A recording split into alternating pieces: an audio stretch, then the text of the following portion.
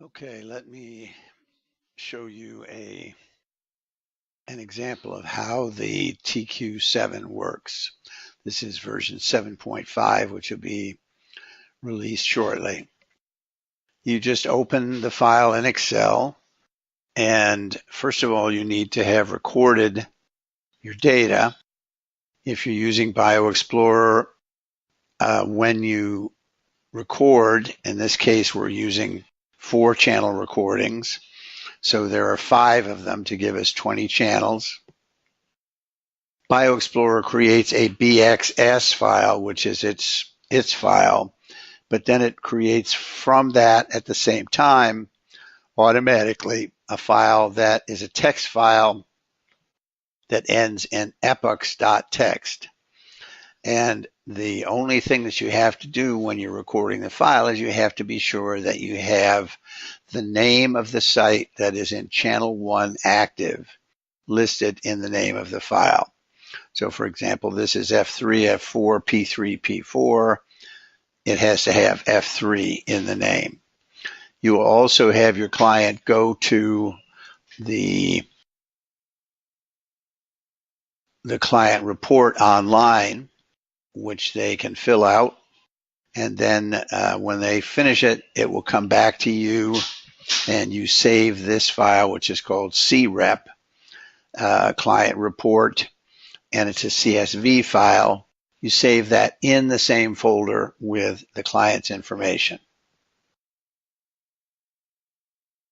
To begin with, once we have the file, we click on the button for assessment, and it opens the window to help us input the data. If I were using 2-channel recordings, then I would click on 2 channels and it would show me all of the options for 2 channels. Since I'm using 4, I'm going to use 4 channels here. And I'm going to click on the button that says Quick Select. That allows me simply to say, what is the folder that I want to use?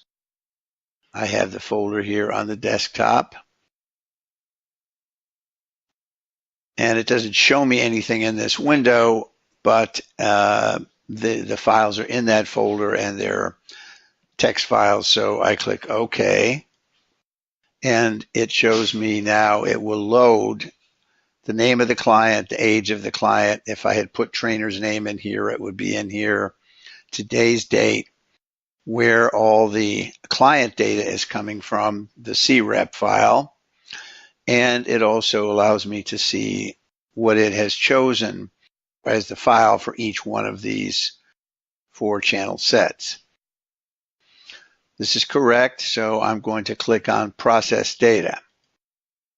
And the software will go through and load the data into this file. And it will also calculate based on what it believes are the targets for artifact.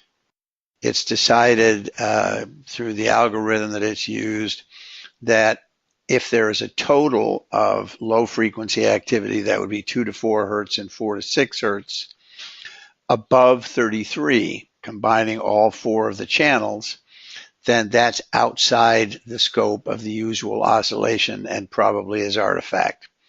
Same thing for fast wave activity. So it gives me this window which shows me all of the sites that have been recorded for eyes closed, eyes open, and task. And it says most of them are green. Green means that at least 50% of the data passed. I can look down at F3 and F4 and see with eyes closed, 85% passed, with eyes open, 53% passed, and at task, 70% passed. Here's an area, FP1 and FP2, we can see that with eyes closed and with eyes open, those did not pass. They're blue. That means they did not pass because of low frequency artifact. So these numbers over here are telling me for eyes closed and for eyes open and for task, I would have to set the targets for low frequency to 43 and high frequency to 20 in order for it to pass. Here it would be 38 for low frequency. Now I could click in here in FP1, FP2 and unhide that data. And when I do that, it's going to show me each of the seconds, the 1 second epochs that are included. And it's going to show me that the low frequency is bold-faced and red. If it's red, the whole line is red. That means that data was not passed. It will not be included in the recording. And if it's bold-faced, it tells me that it was the low frequency that caused the problem, not the high frequency. And I can go through here and I can see, wow, that's really, really high, those numbers. They start off at 231 and come down to 40, 36, and then go back up. And then we have a stretch here where they're in the range. So I can look at this very quickly and say, okay, that's not normal EEG. With certainty, that is some kind of eye blink artifact, eye movement artifact, or something like that. So in this case, I would probably just say, I'm going to accept the decision of the software not to allow these two pieces of data in because they're just going to be artifact. I can see as I go down here to 60 seconds, so I'm now into the second minute, I can see that there are still some very, very high levels, 204, 79, and so forth. And when I get down to the third minute, which is the task, starting at 121, the numbers are pretty much within the line. When we go out, we go up to a 93, that's high, but many of the ones that don't pass are 40, 38, 37, not very far above the target, nowhere near the huge differences that we had before. So I would accept what the software said, and I will just rehide that data.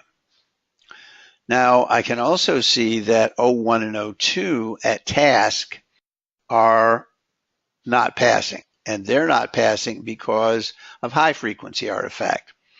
We have fast wave activity, which is, I think 19 to, I'm sorry, it's 23 to 42.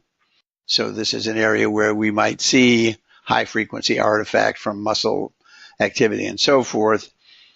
25 is enough for it to pass with eyes closed. 24 is enough for it to pass with eyes open. And then it goes up to 47. How would we get muscle artifact at 01 and 02 at task? The task involves looking at a page and searching for patterns on the page. And what happened here probably was that the trainer didn't pay attention and the client held the book down low and dropped his head down. So there was tension in the back of the neck, and that caused this increase here. I'm not going to worry too much about that. I agree this is probably artifact. I would have to make a large increase in the threshold in order to accept it. So I'm going to just let it go ahead. I'm going to go ahead and click to create the TLCS7, which is really should be the TQ7 assessment. And now the software is loading in the proper data, calculating the averages, making the graphs, and we'll be able to see the assessment in a minute. It will take me to the executive summary report page. And here I'm going to go ahead and switch from English to Italian. So we have a choice of English, Portuguese, Spanish, German, or Italian.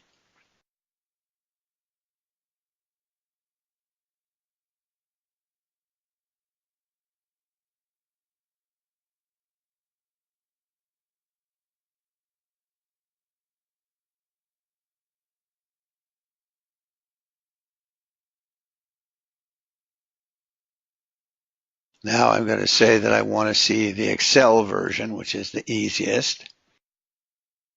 And it will produce the report in Italian. And the report works like this. It has areas in which we look at the brain. Here it starts off talking about the client, whatever information we have about the client. We also have information about whether the client's taking any medications. In this case, we know that the client is taking an anti-anxiety medication. And then the areas where the material is red is not general information that's specific to the client. These are the issues which the client listed as problems that they would like to train, or they would like to see change with training. There's a section on whether the data quality looks good, and then the results of the assessment. We talk about the patterns of activation in the brain. It explains what those are. It explains a little bit about why they're important. And then in the red, we have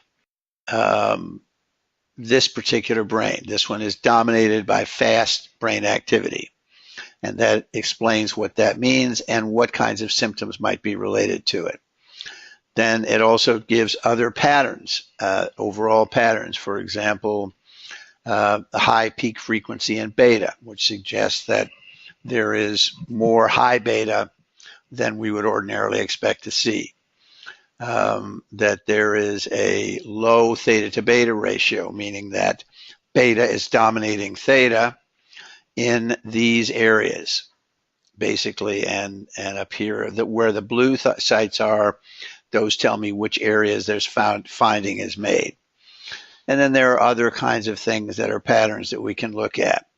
This goes on for 6 or 7 pages. It looks at alpha patterns, alpha asymmetry, the ability to block alpha, peak frequency in alpha, and so forth. Looks at synchrony and coherence. It looks at a variety of other things. Each one of these explaining to us which patterns exist in this client's brain and what kinds of symptoms might be related to them. This can be saved as a PDF file. So it's very easy to send it to a referral source, give it to the client's family, give it to the client, or whatever you choose to do with it. Then I'm going to go to the tracking page. And the tracking page allows me to say, I'm going to set this up for 7 different cycles. Each whole brain training plan has 5 protocols, 5 sessions, and each session may have more than one protocol or exercise, but they generally tend to be working different things in the different sessions, and they are strictly based, customized on this client's brain. So I can now go over here and click on this button, and it will give me a list of the highest rated issues, the 20 highest rated issues that this client found. And I can sit down with the client and we can agree that, okay, this is one that the client finds very problematic and wants to fix. This is another one that they would like to fix. They are depressed. In other words, you can sort of choose the things that are the most important things to track.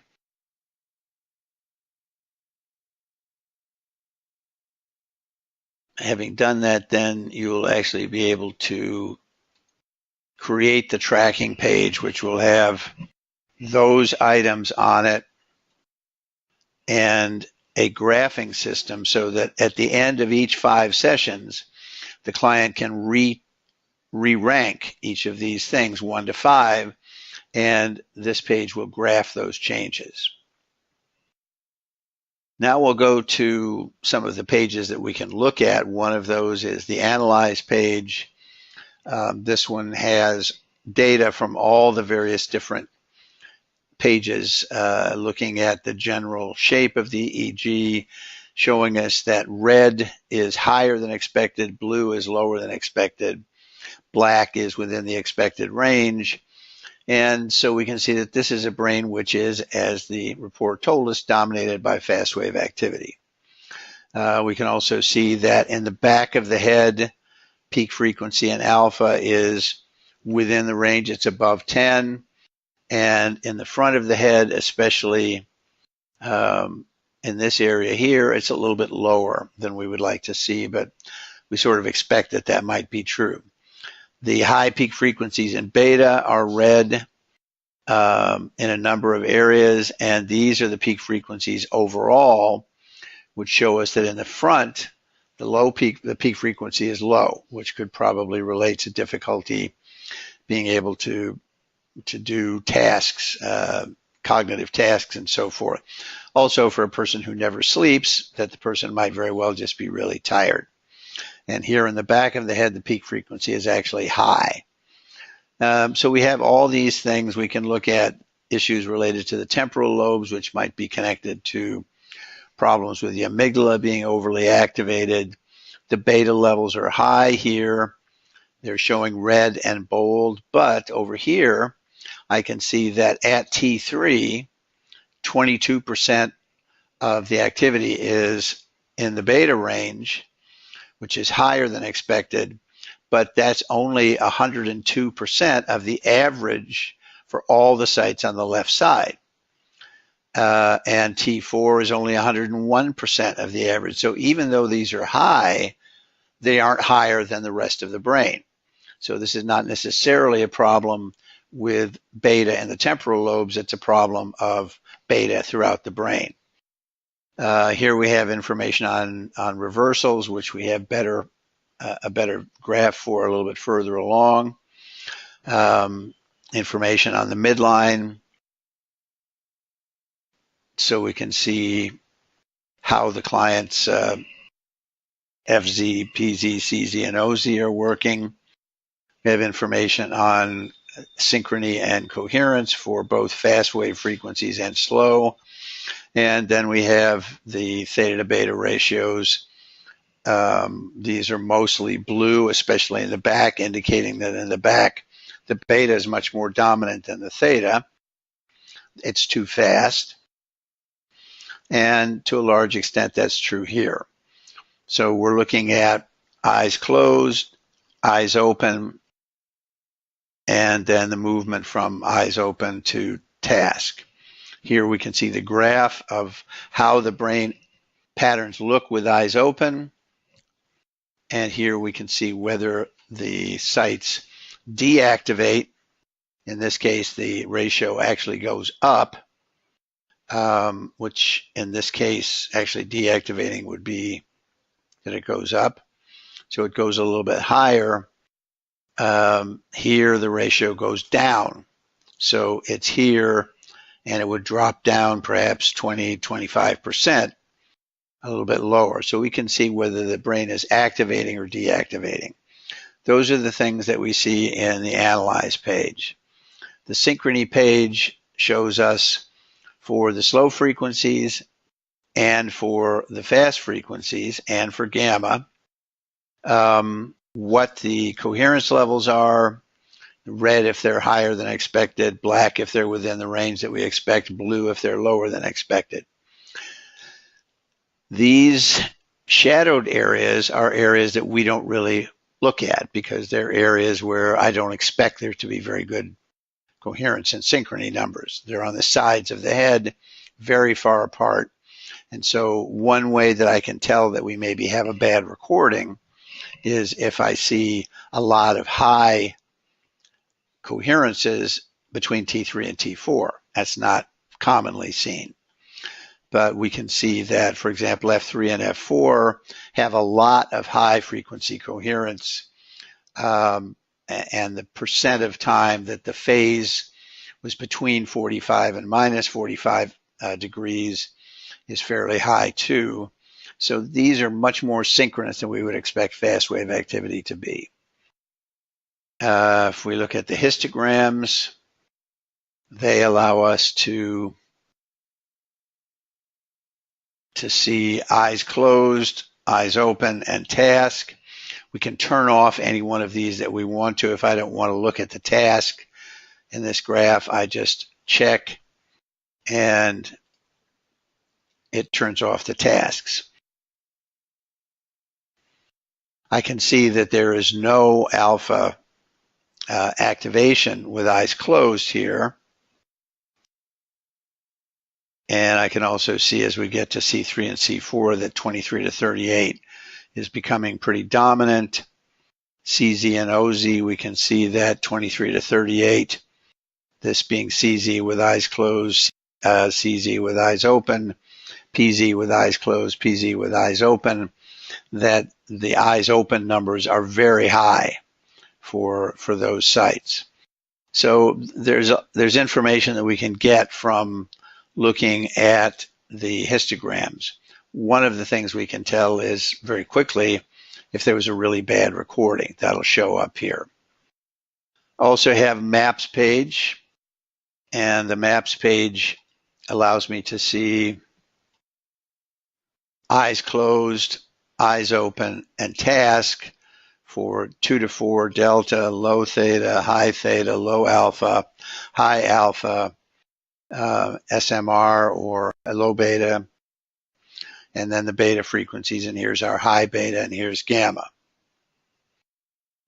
So these show us how much activity there is in each area and how that changes from eyes closed to eyes open to task.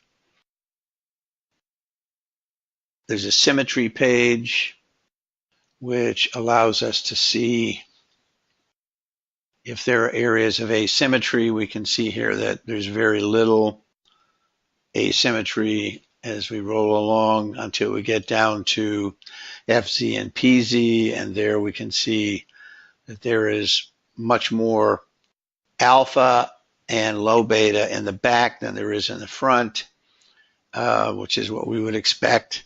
And we can see the same kinds of things here, except that at OZ we see a lot of fast activity in the back of the head, which was not what we'd expect to see. Might be an area to train. This page shows us inversions or reversals where beta should be higher on the left side than on the right. Here we can see these should be roughly in this area here and usually going uphill from right side to left side, the ratio of beta left divided by beta right. F7 and F8 are reversed with eyes closed, and the alphas are reversed, and the F8 apparently is quite high relative to what we would like it to be, somewhere down here, and the alphas are low down here. If we want to take a look at that with eyes open, we can do that. And with eyes open, again, F7 and F8 are high, a little bit reversed, and these areas of T3, T4, O1, O2, and P3, P4 are low on the right side for their alpha. We can look at front-back relationships. We can look at left-right relationships and so forth. This map shows us variance, and we can see that if it stays within the white area, the variance is within the range that we expect it to be in. If it gets up into the red, the further up it goes, the more likely there are that we have a discontrolled signal. So here we are at PZ with beta and low beta and so forth. We're starting to get more wide levels of variance, and here OZ and even CZ, those are more variable signals. So those again would guide us toward things that we might want to look at training. the head page is the one which allows us to look at the actual amplitude numbers for each of the sites for delta, theta, alpha, low beta, beta, high beta, and gamma, and also to look at them as percentages of the total. We can do that with eyes closed. If we click to see them with eyes open, now we can see how they change with eyes open. We can see them at task. So if we go to the options page, the options page has set up our training plan for us. It's set up 5 blocks, and each of these would be 1 session. The concept of whole brain training is like training in a gym, that you work on one thing in the first session, you work on different issues in the second session, others in the third, others in the fourth, and so forth. So once we've gotten to this page, I can say, this should still say Italian. So I can say I want to have my training plan set up for the QWiz, which means basically something that's able to train 4 channels with a cap. That will set up the protocols in the best order for use of the cap. So I'm going to go ahead and click that. And then I'm going to go up here and say I want to see the recommended protocols for 4 channels. If I click on this, it will now suggest that it would do this as number 1, this is number 2, this is number 3. And then in block 2, we have 2 that are selected, still 1 that could be selected. The same with block 3. There are 3 of them which have been selected, and so forth. You'll notice that in most of these trainings, block 5 is going to have alpha theta training in it. So after we've done the trainings for the 4 other groups of patterns which train synchrony coherence and frequency issues and balance relationships between frequencies and sites, then the alpha theta protocol is used to sort of integrate the changes and also give the client a chance to start getting comfortable going down into deeper states, down into his own subconscious, and begin to recognize what what he wants to work on. So I can accept these the way they are. I could also say, okay, I don't think this is what I want to use for number 2. Instead, I would rather use this for number 2. And I could also say, well, I don't really want to do this at F4 and T4. I want to do it at T4 and P4. So I can just type those sites. We have the references over here are indicated either as linked references using A1 and A2 or the mastoids, or common reference where all are referenced to A2, or there can be independent references like these, the I saying that P4 is only for channel 1 and FP2 is for channel 2. So once I have made the changes that I want, I click to complete the automatic training plan, and it will give me the training plan, which I can now print out as a PDF. I can keep notes on it and then do it again at the end of 5 sessions. This tells me over here, if I'm using the cap, these are the sites I'm going to need to prepare in order to be able to do all of these 3 trainings. All of them include HEG. If you don't use HEG, then you don't do this. But we do use the HEG life game for almost everybody.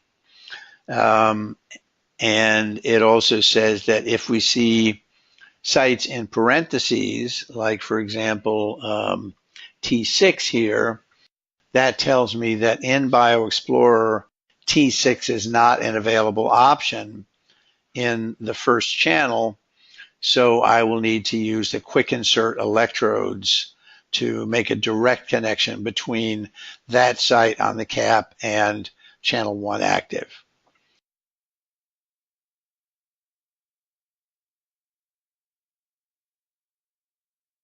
We can go to our site up here and we will look for providers.braintrainer.com. It takes me here. I can check in, log into my account. So if I want to send a request to a client, I can simply put the client's email address in here, and when I click the send button, it will send an invitation to the client asking him to go to a certain link and to complete the client report. I can also ask that a copy of that be sent to me so I can verify that it actually went out.